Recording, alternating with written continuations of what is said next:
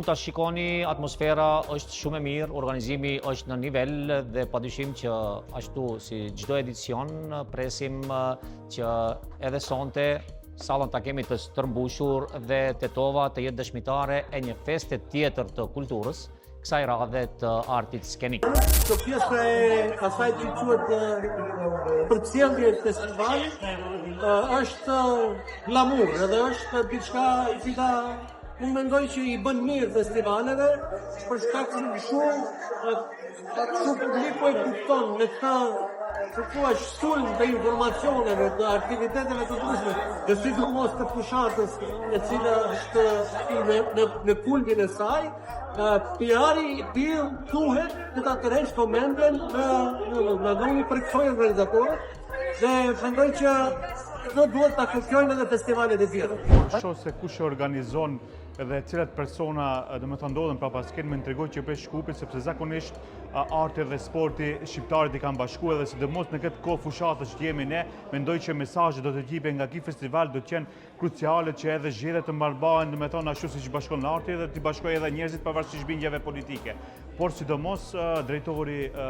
Sopit që është një ekzemplar se si duhet të udhëhiqen institucionet kulturore dhe gjithmonë ka qenë një ardashës i jashtëzakonshëm dhe ka dhënë kontribut këtë fushë, edhe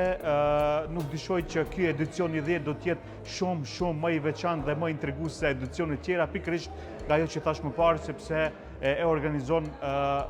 drejtori Hasim Memishi Sopi dhe nuk besoj që do t'i shkënjej gjithë ato ardashës që sonte do të jenë prezent këtë savë. Si gjithmonë në çdo edicion presim që të jetë një fest për qytetin dhe për gjithë ata të cilët janë pjesë e këtij teatri, por gjithsesi unë personalisht mendoj që ky edicion është pak më në nivel i organizuar, edhe me shfaqje jashtëzakonisht të mira, duke pasur parasysh që disa prej shfaqjeve të cilët janë prezente në këtë festival ne vetë i kemi parë në qytetet prej nga vijnë ata, por besoj që është një ndjenjë dhe emocion i veçantë kur ato i ndjek këtu në ambientin e teatrit të Tetovës bashkë me publikun të Tetovës. Para është mirë që ka aktivitete kulturore qyteti jonë, një pas njëshme, pas festivalit filmit, është edhe ky festivali teatrit, si festival internacional që ne presim të shohim shfaqjet bukura nga rajone dhe ma gjë.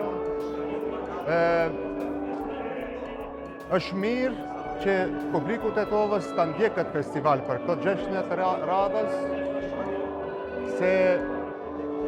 mundësia për të ndjek shfaqjet që janë të rajoni, që kanë vlerë, është falë këtij festivali që ato shfaqjet që ipen nga për teatrët të qyteteve të vinë për këtë javë këtu. Dhe ky event unë shpresoj që do ketë sukses. Këtë javë presim publik si tradicionalisht sikur çdo festival, domethënë ky edicioni i 10, në çdo edicion ka pas sukses. Ka pas çdo herë prurje të reja si shfaqje teatrale. Edhe kjo program e këtij festivalit, unë se e kam ndjek edhe se e di se cilat shfaqje do të vinë, janë shfaqje kualiteti, shfaqje të mira që mendoj që do ndikoj pozitivisht tek publiku tetovar për të pa shfaqjet të qyteteve tjera se si punohen Laramani produksionesh. Faleminderoj gjithë artistët të cilët në bashkëpunim me komunën arritën të begatojnë jetën kulturore të Tetovës. Sigurisht që ne si komunë mund të përkrahim kështu aktivitete, kemi përkrahur dhe do vazhdojmë të përkrahim. Sigurisht që kjo është një ndër ngjarjet më të rëndësishme të komunës Tetovës pas festivalit ndërkombëtar të filmit. Sot kemi festivalin ndërkombëtar të teatrove, që besoj që Komisioni për përzgjedhje të shfaqjeve ka bërë përzgjedhjen më të mirë dhe tetovarët do të kenë mundësi që të shijojnë këto net dhe të kenë një mbrëmje të bukur, gjithë këtyre netëve. Duke pasur parasysh faktin që politika është shfaqje më e madhe ndonjëherë se sa në teatr që po jepen shfaqje, do të mundohem që të marr pjesë edhe në mbrëmjet në këto shfaqje, por fatkeqësisht obligimet për të përcjell kampanjën zgjedhore do ma pamundsojnë që të jem pjesë e gjithë këtyre netëve. Mirë, vazhdojmë tutje? Vazhdojmë, bre, po hiç nuk e kuptoj këtë skenë për çfarë flet duke prikë godon? Për çfarë? Unë që është të vërteta, kërë që shfaqë që është si një lloj proteste. Po pikërisht, ky është edhe qëllimi i shfaqjes.